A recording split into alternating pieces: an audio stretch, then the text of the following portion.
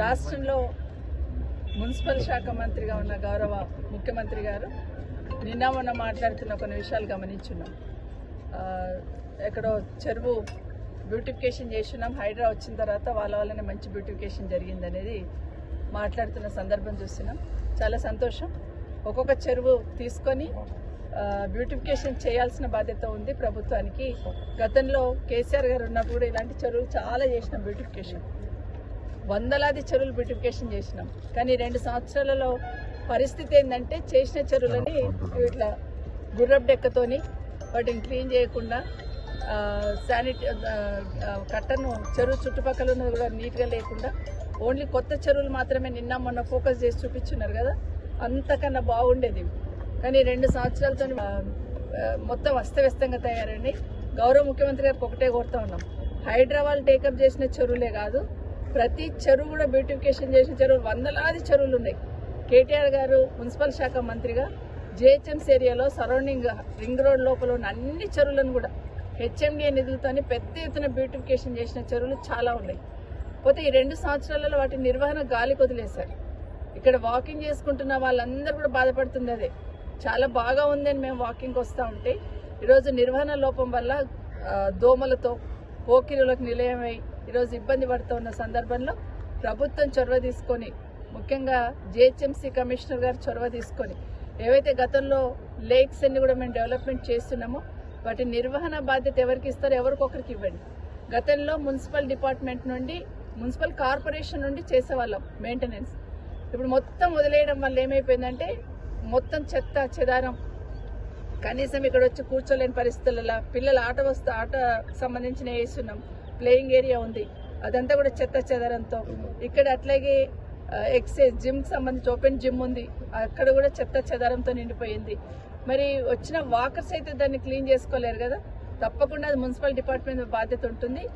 చెరువులకు ఏదైతే బ్యూటిఫికేషన్ గతంలో చేసినామో వాటి నిర్వహణ బాధ్యత కూడా ఈ ప్రభుత్వం తీసుకోవాలి. జిహెచ్ఎంసీ కమిషనర్ గారు దీనిపైన ప్రత్యేకమైన దృష్టి పెట్టాలని కోరుతా ఉన్నాను.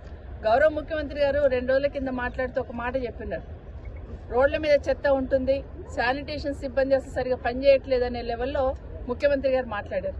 ముఖ్యమంత్రి గారు మున్సిపల్ శాఖ మంత్రిగా మాట్లాడినారో ముఖ్యమంత్రిగా మాట్లాడినారో మాకు తెలియదు.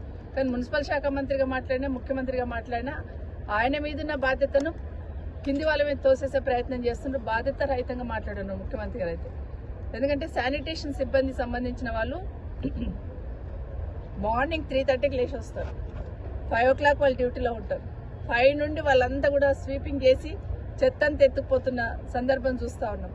అయితే బాగా జనాభా పెరిగిందని కమిషనరేట్స్ చేస్తున్నారు, మీరు 3 కమిషనరేట్స్ చేస్తున్నారు. జనాభా ఎట్లయితే పెరిగిందో సంబంధించిన సౌకర్యాలు కూడా పెంచాలి, అదే ఆలోచనతో చేసిందని అనుకుంటున్నాను నేను. మరి అట్లాంటప్పుడు సిబ్బందిని కూడా పెంచండి.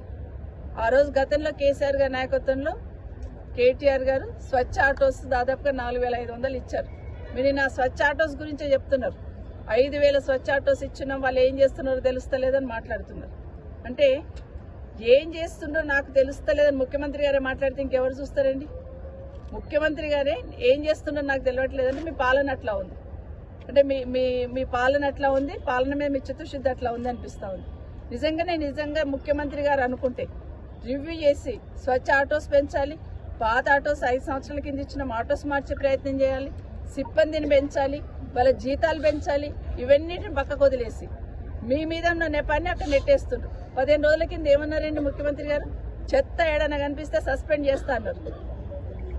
చెత్త ఏడన కనిపిస్తే సస్పెండ్ చేస్తా అన్నారు. ఎక్కడ చూసినా చెత్త కనిపించింది. మరి అది తప్పించుకోవడానికి ఈరోజు కింద సిబ్బంది మీద వేస్తా ఉన్నారు. వాళ్ళ ఆత్మస్థైర్యాన్ని దెబ్బతీసినట్టు ముఖ్యమంత్రి గారు మాట్లాడారు.